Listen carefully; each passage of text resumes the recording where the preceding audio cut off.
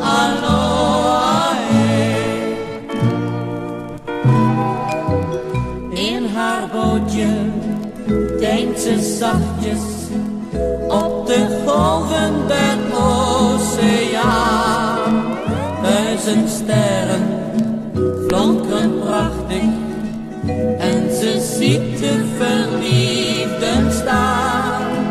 Deze uren zijn de zwaarste, want ze denkt steeds aan hem op zee.